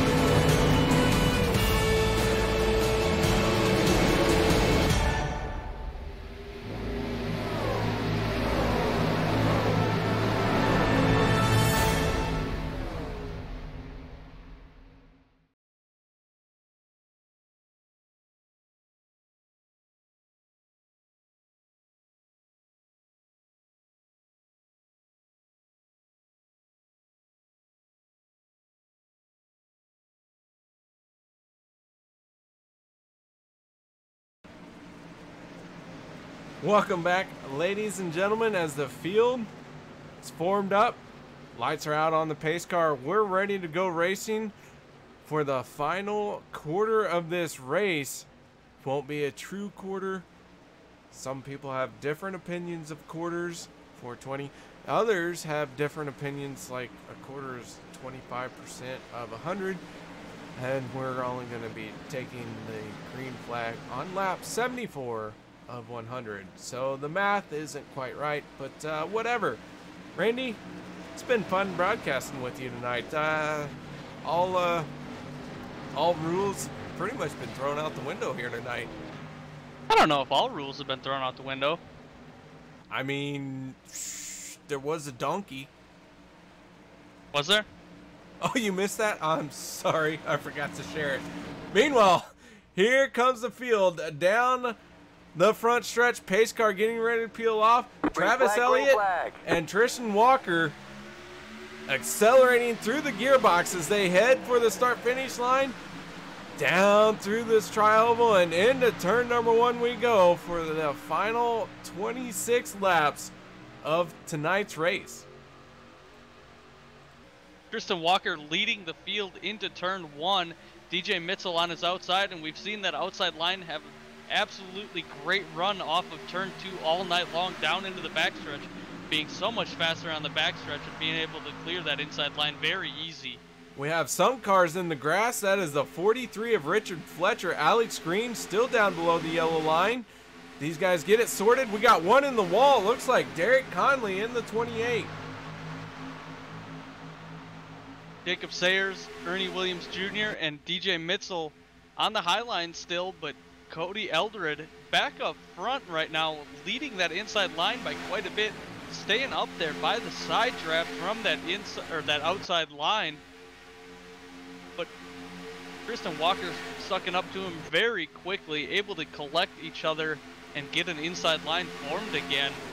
Richard Fletcher in 11th place, that last car on the inside or outside line. Alex Green taking it 3 wide now down the backstretch with Rick Seabrans in the middle. Cody Eldred on the inside as Alex Green takes the wall and falls back a couple spots. Dwayne Cooper, ooh, contact being made between Dwayne Cooper and Alex Green as Cooper really had to check up, chase that car from down below the racing surface to up above, a very hard transition, and Dwayne Cooper making a heck of a save as Alex Green got into the wall there, really kind of started this whole checkup situation. Rick Seabrans now the new leader of this race, but DJ Mitchell taking it back really quickly. Ernie Williams Jr. now being scored in 2nd place. That outside line is a force to reckon with right now, as they have 6 cars in that line battling that inside line that has 4 cars, overpowering that inside line by quite a bit on the straightaways here. Lots of fast cars up on that high side, and Rick Seabrans, last week's winner, leading that inside line. DJ Mitchell running that Kodiak 61 machine, a throwback paint scheme to an era that may never be seen again, as rules and restrictions from our government has said no, that's not allowed. But here it is. This is the internet. Things are allowed here, like me and Randy working together. How about that? That's gonna be allowed. I think we'd be a better pair than Dale Jr. and DW. Ooh, that kind of makes my head hurt. I think it could happen. No. Hold on, watch this. Slide job! Stop. Boogity! DJ Mitzel out front right now. Ernie Williams Jr. in second. They have that inside line cleared. They could take the inside line at any second, but they are sticking to that high side because they are so much faster right now. Mitzel leading this down the backstretch into turn number 3. He's going to go. But Scott Bellum in that 07, who has battled back from being a lap down, being in an accident or two, here he is on the inside line looking to try and get a lap led here. But man, he is going to have some help from Rick Seaburns in that 4. Rick Seaburns in that 4, been up front most of the night. Ran a great race, definitely proving that he should be up here with the big boys racing after getting brought up from the feeder series last week, as we were talking about earlier. Speaking of earlier, you mentioned Dale Jr., so let's do a little bit more Dale Jr. Pressure from the 4 of the Rick Seaburns applying pressure to Scott Bellum. Pressure. Who else can we mock here in our broadcasting? I don't know if any of this is trademarked. Who cares? Let's have fun with it. Jacob Sayers back in 7th position right now, but he is the 4th car out that outside line, pushing the daylights out of Ernie Williams Jr. and the rest of that outside line, just keeping that outside line super fast. And I think the 07 of Scott Bellum was realizing it as he was on the bottom line, and he went up to the top line to get a lot of momentum going there. That outside line has a lot more cars than the inside line, and the inside line has a better run through the corners on that inside. As we were talking earlier with the banking difference, you definitely see the outside line being faster in the straightaways. Across the line, they're going to go Rick Seaburns in that 4 machine. Very, very tough competition here as the 07 is going to drop down in front of him of Scott Bellum. The 14 of Cody Eldred. Not too many laps ago, we saw that 14 machine at the back of the pack with a lot of damage. But here he is now, the 3rd car on this inside line. He has found a way to the front, and he is somebody who you have to pay attention to here in contention for this race win, as these guys are really starting to run closer together through these corners. We've seen a lot of respect being given all night long, but now that we're with 20 laps to go, these guys are starting to run a little bit closer together, run a little bit of a tighter ship, as they realize that every inch is really going to start adding up here towards the end of this race. Yeah, we've got 19 laps to go. This is becoming an interesting race as the pack is coming up on Dwayne Cooper right now. He sticks to the high side. See if everybody makes it clear. I do believe they all made it clear as he is getting passed by Les Levy right now. And the whole field makes it around Dwayne Cooper clear. No caution being brought out. We see the 17 of Tristan Walker coming down pit road now, as well as Chase Berry and Aspen Belvin and Travis Elliott all coming down pit road this time. A few cars hitting pit road. We are in the window for our green flag pit stops, as these guys are one of the first ones to do it. As I hit the wrong camera button, I apologize. Here we go. We're seeing the 17 come off pit road. He is going to be the first one that has made a pit stop to exit pit road. Now, the only thing that is left is to see how this shakes out for him, as Alex Green in the 15 is going to whiz by, but Alex Green running all by himself right now. Yeah, they had 4 cars go in together. If they can get together and stay in single file line, they should be able to get up to speed pretty quickly and not go a lap down. And if they don't go a lap down, that'll be huge for them, as they will be leading the race when it comes time for everybody else to pit for the end here. Speaking of a lap down, Josh Milam in the 7 machine. He was our points leader coming into tonight's event. Has had a rough night. He is now scored as the first car 1 lap down, and it looks like Lynn McNeese in the 84 machine is going to hook up with him. But Lynn McNeese, he needs to make a pit stop. Josh Milam has made a pit stop, and the yellow flag is the out. caution is going to come out as we have an issue here on the front stretch. Derek Connolly was up in the fence there for a second.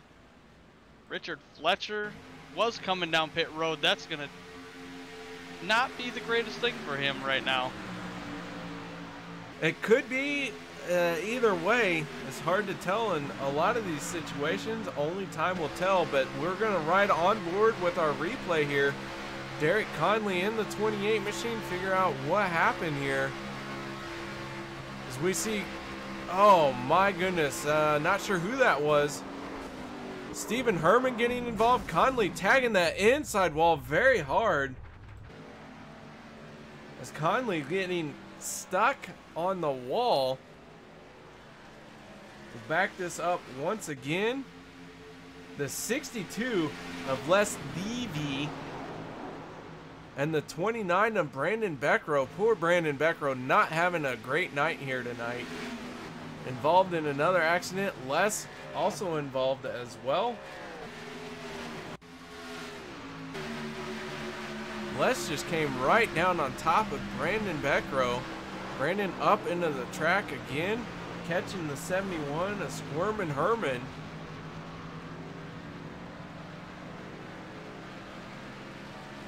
Wow, a lot of racing action. We got 15 laps to go.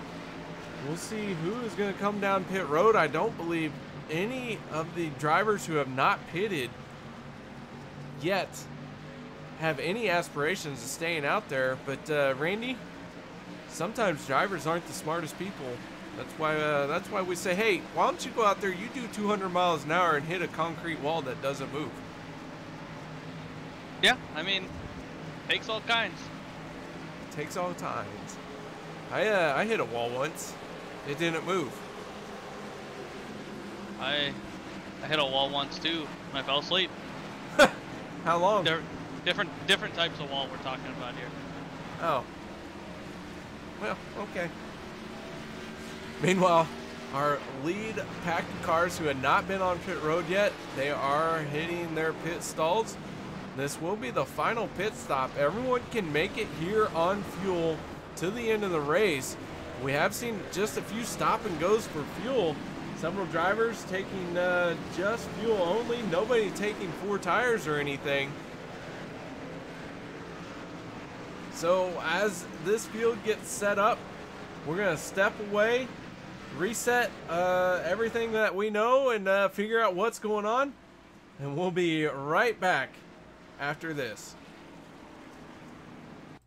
Maxspeedtv would like to thank our partners here at Maxspeedtv, starting with the Colby Eye Paints.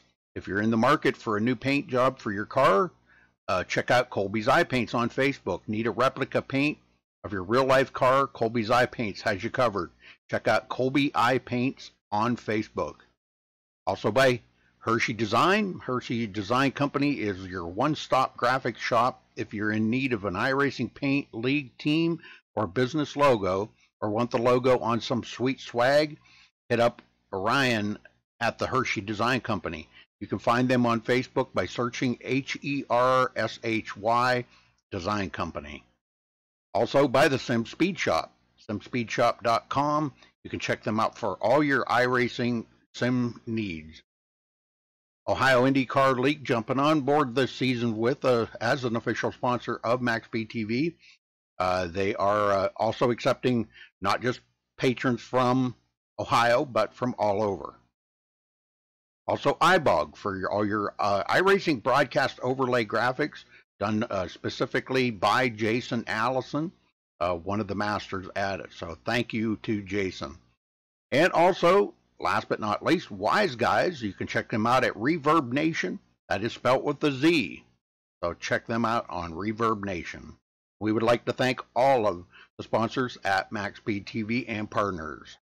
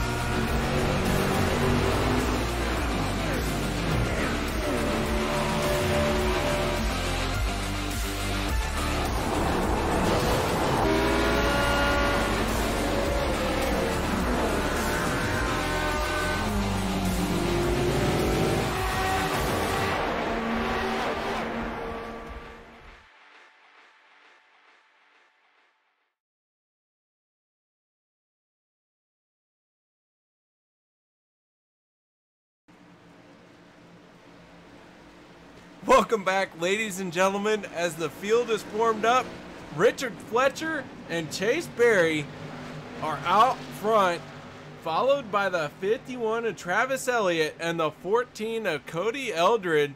Lights are out on the pace car field, getting ready to go back to green flag racing. 12 laps to go right now, but when they take the green flag, 12 minus 1 is going to be a number I don't care about. Pace car fielding off. Green flag is out. Here we go, folks. Chase Berry on the inside. Both cars, inside and outside, getting a good shove from the second row down into turn number 1. Here we go, folks. Hold on to your hat. Pull it down a little bit tighter as we are looking at the final few laps of tonight's race. Chase Berry got really loose off of that inside line, kind of forced up high in front of Richard Fletcher, now leading that outside line that we've seen be so fast all night long, as Richard Fletcher is going to take it 3 wide for the lead with Travis Elliott and Chase Berry, and gets by Chase Berry, and Chase Berry dives down low to get in second place on that outside line with Cody Eldred right behind him. Here they come into the tri-oval to make it 10 laps to go. These guys know that this race is winding down. Business is starting to pick up. Everyone's starting to be a little bit antsier. Elbows are coming up. The drivers are getting up on the wheel here. And we're going to see a lot more closer action than we have all night long. Richard Fletcher in that petty blue and red 43 machine down the backstretch, trying to lead the outside lane. He gets left high and dry. He is in the sucker hole right now as the 11's going to get in the wall. Checkup is happening. Aspen Belvin going to hold on to it. Everyone gets through that. No, they don't. Here comes the 61. DJ Mitchell going around. Brandon Beckrow going around. We have another caution coming out, and this is going to set up a final shootout here as I am clicking all kinds of wrong people. All right, now that we're back on the action and everyone has sorted it out, holy crap, what a night of button pushing this has been. DJ Mitchell in the 61 going around the 29 of Brandon Beckrow, who has had a night he would rather forget, but he has not given up. We go to our Maxspeedtv replay. This all started in turn 3, and it took the field a while to figure out, oh, hey, we should crash. Started going into turn 3. We see Brandon Beckrow going around. DJ Mitchell involved. Lynn McNeese getting a piece of it as well.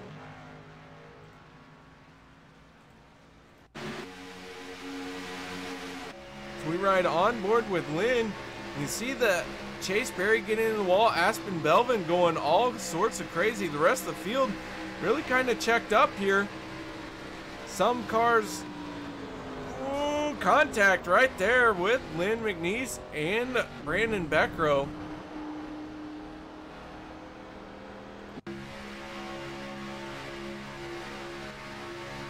I think we might have a green-white checker set up. I have not done the math yet, but could be one of those situations. Watching this final replay we got here. Brandon Beckrow going right in front of Lynn. Lynn unable to get it slowed down in time.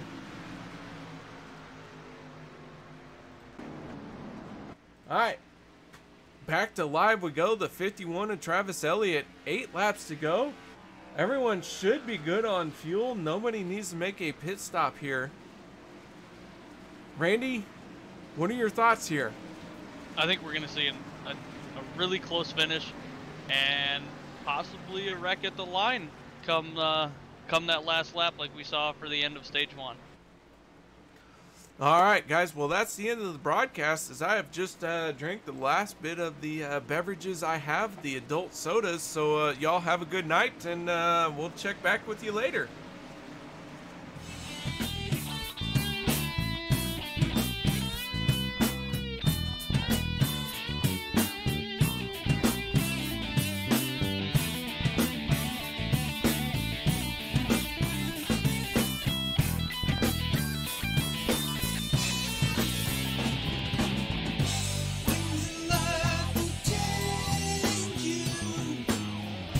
There ain't nothing you can do.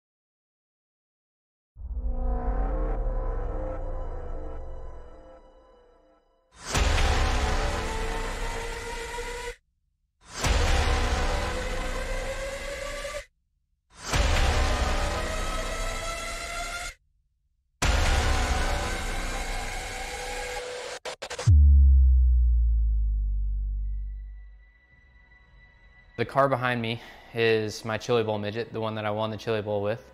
And what's interesting about that is it's actually the car that iRacing scanned that's going to be available to all the iRacing members out there.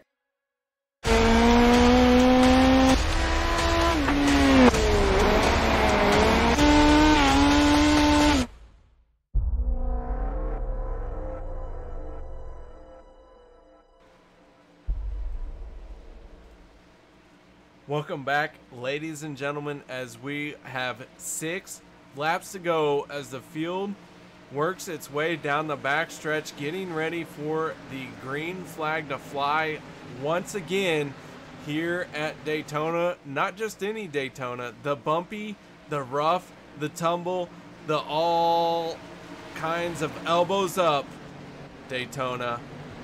5 laps to go once we hit the green flag. Speaking of green flags, Randy, why don't you take us through this one here tonight? Oh, doggy. I think I can do that. Richard Fletcher leading the pack. Travis Elliott on his inside. Scott Bellum in the second row, as well as Jacob Sayers. And the pace car should be diving off here. As the pace car's off, green flag is out. Richard Fletcher on that inside line. Travis Elliott on the outside. That inside line gets a little bit better of a jump this time, and may have a chance to give this a shot, as a 93 of Isaiah Dupree wants to be on that high side, which we expected to see that with how fast this outside line has been. Try and get an extra position, get those extra points with the chase coming up.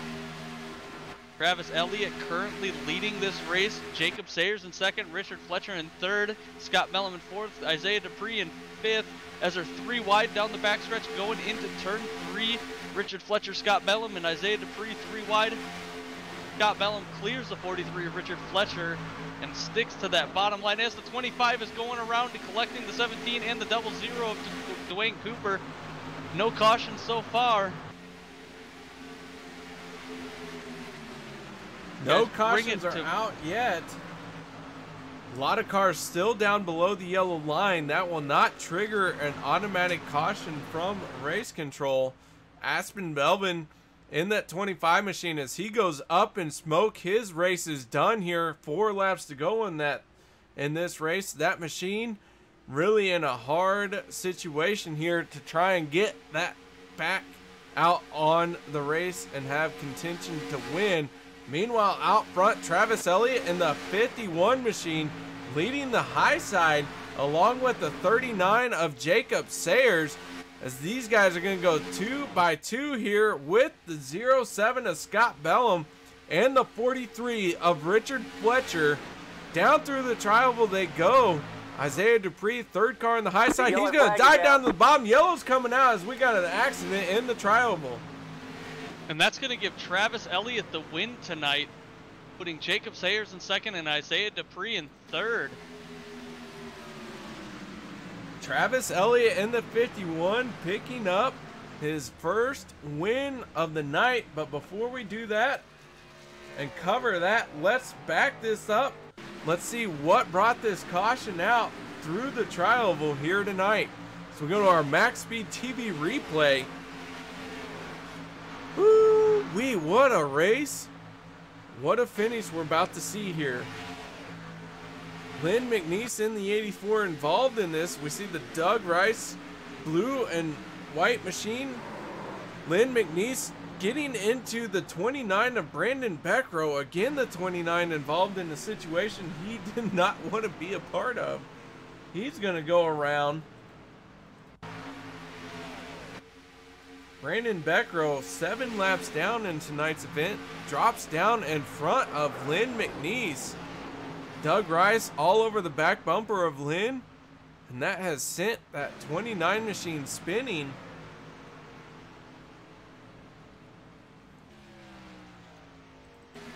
So Travis Elliott out front scored as your race leader with 2 laps to go.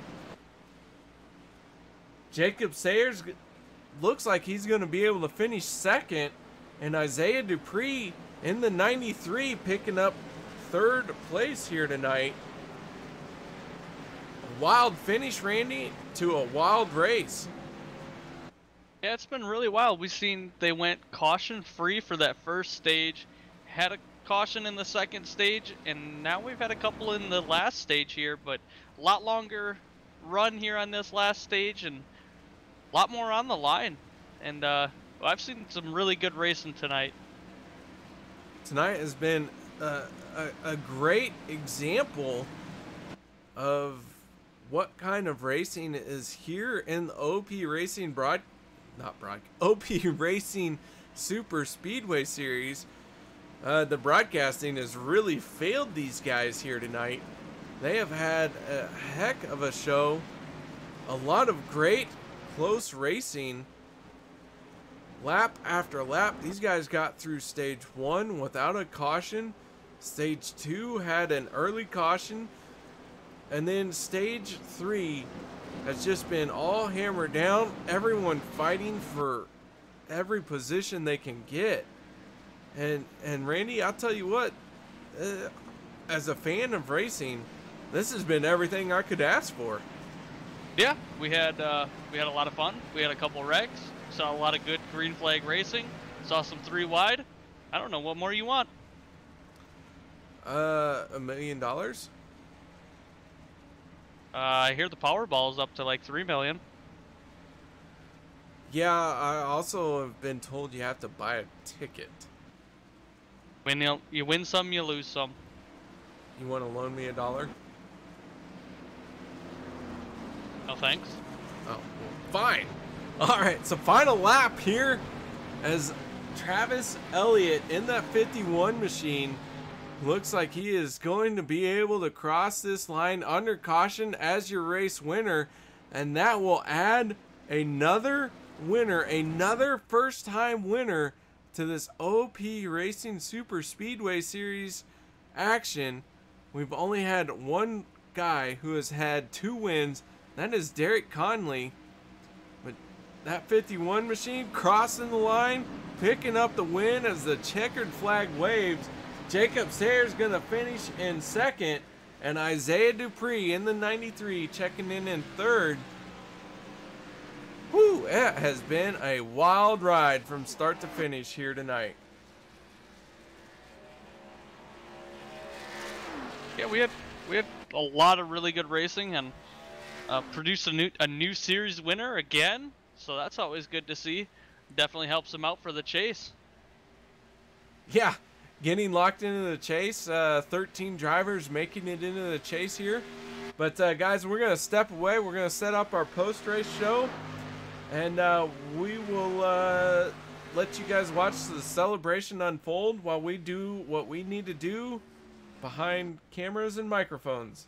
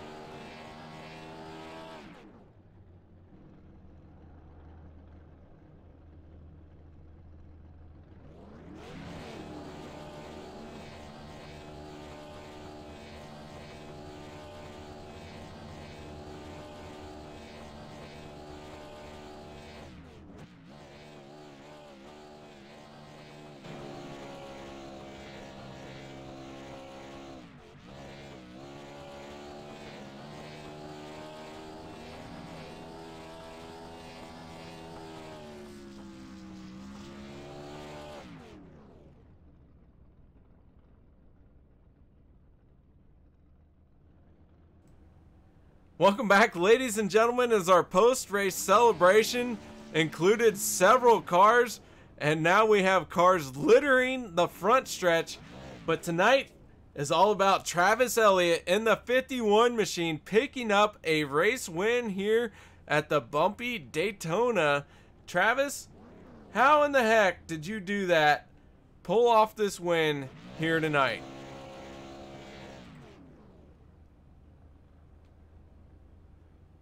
Well, Travis, this would be where you respond. All right, so Travis obviously is unable to talk to us. Randy, oh, there we go. Hey, Travis, hey, welcome. Glad everything's working for you now. Yeah, I was a little excited. Wasn't hitting my button to talk. Oh, excitement, adrenaline. Adrenaline can make you do funny things. So, Travis, tell us about your race win and what this means to you. I wouldn't have been able to do it without Jacob pushing me from that restart. You know, we were trying to discuss the strategy of that last restart to see what's best for our team. And just looking through the standings, you know, we had three JSI guys in the top 10 and, you know, 3 in the top 6. So, I mean, it's just a great day for our team. You know, I can't explain how much, like, you know, Jacob pushed me to that win meant. Well, Travis, picking up your first win of the season here, and just in time as this chase is just a few more races away. How much pressure were you feeling on you to get a race win? I wasn't feeling too much pressure because I'm pretty sure I have a nice points buffer to get into the chase. I was just worried about trying to get to this race tonight. I had some technical difficulties and had to reinstall, you know, iRacing. And it came down to about 5 to 10 minutes before the race session started, so I wasn't even sure I was going to race tonight. So, well, great decision to race tonight, because here you are at victory lane. You blew your car up trying to do your celebration, and what a wild ride you did out there. But that green and white monster machine, victory lane. Any final shout out, sponsors, thank yous you'd like to give? Thanks for my teammates, you know, Jacob, Tristan, Chase, and, you know, Aspen, who has been running with us the past couple weeks because he doesn't have a team to run with. Thanks to you guys for putting on this show, for letting us have a place to show our skills. Alex, Cody, and Robert for, you know, putting on this league, and Derek for this beautiful, beautiful paint job. All right, Travis, once again, congratulations for picking up your first race win of the season. And Randy has caught up with our second place finisher, and that would be Jacob Sayers in the 39. Yeah, congrats on second place tonight, Jacob. What were you thinking throughout the race with all the yellows after that the start of the third stage? Well, I had one car left, or no fast repairs, I should say. And honestly, when I was pushing Travis, it was more of a don't wreck him, don't wreck him.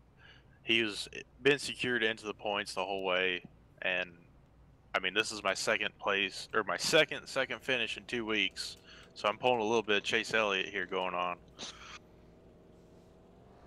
So going forward, are you going to be able to make it into the chase? Right now, I am the last one on the bubble, so like I said last week, I'm not letting up. I got points to win. If it's there, I'm going to take it. All right, so looking for that bubble entry to the chase. How many weeks left, or how many weeks are until the chase starts? We've got 3 races left. Right now, I should be sitting fine. I finished in front of everybody that I needed to tonight, which kind of stinks because I needed to finish in front of Aspen, and that's my teammate, but it is what it is.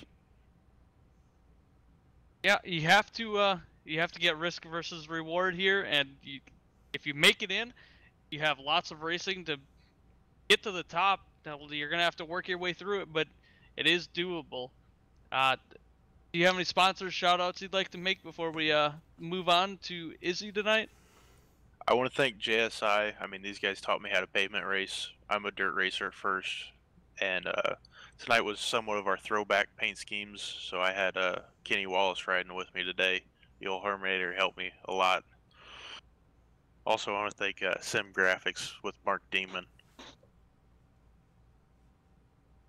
All right, well, congrats on second place tonight, and I do believe KR has caught up with Isaiah Dupree in third place tonight. Well, Izzy D, we're sitting here. We're third place tonight, but it did not come without its challenges. Izzy, tell us a little bit about your race and what you had to go through just to finish third out here tonight. Yeah, it was a rough one, but it was a fun race. We started kind of in the middle of the pack and ran there. First race in a while I haven't run in the trouble, so I was happy to be there at the end. I was trying to wait for the inside line to die out a little bit at the end. I was going to try to swing below both of them, and of course right when it happened the caution came up, but a solid third, I'll take that. Nice points. I think I need a win to get in though. So it has been, you know, a long season, so to speak. What has been your driving factor here for your season? I'm really just out here to have fun in this league. I enjoy super speedway racing, and I got the offer from Alex to come out and run it, and despite all the hardships, I enjoy racing with this group of guys. It's fun, and hopefully I can pick up a win next week and continue on in the chase. Well, your chase aspects, do you feel you need a win? Are you going to be able to make it somehow without a win? Where do you feeling right now? I think mathematically it's still possible, but definitely on the mental side, on my side at least, I'm feeling that I definitely have to win in the next 2 or 3 weeks to make it into the chase. And as far as getting that race win, what is stopping you? What do you need to do car-wise, driver-wise? What can you work on to make that happen? I think if I work on my patience a little bit in the middle of the race, and I stop getting so anxious to be up at the front and continue to try to battle through the field 20 laps into the race, I think I'll be able to put myself in a position to fight for a lead. I think if I'm in the top 5 or 6 towards the end of a race with 10, 20 to go, I think I'm a real threat to win, but I haven't had the opportunity to get there. All right, Izzy, thank you very much for talking to us here tonight. Before we let you go, final thoughts, shout out sponsors you'd like to give? Yeah, first off, thank you guys for hosting the broadcast. It's a wonderful broadcast as always. Thanks to Alex for hosting the league and having me here. Shout out to my teammate Cody at NLR and all my sponsors back in NLR, Cartoon Heart and Graphics. All right, that is Isaiah Dupree. We just call him Izzy D because otherwise it's a mouthful. 93 driving machine. Thank you very much for taking the time to talk to us. And Randy, I think all that's left here is the results. I do believe so. All right, well, why don't you take us through the first 15? All right. First place tonight goes to Travis Elliott. Second, Jacob Sayers. Third, Isaiah Dupree. Fourth, Scott Bellum. Fifth, Richard Fletcher. Sixth, Chase Berry. Seventh, Ernie Williams Jr. Eighth, Cody Eldred. Ninth, Joshua Milam. 10th, Dwayne Cooper. 11, Rick Seabrins. 12th, DJ Mitzel. 13th, Les Levy. 14th, Tristan Walker. And 15th is going to go to Jordan Wright. In 16th place will be Squirmin' Herman himself, Stephen Herman. 17th will go to Kelly Milam, Lynn McNeese in 18th. In 19th place will be Aspen Belvin.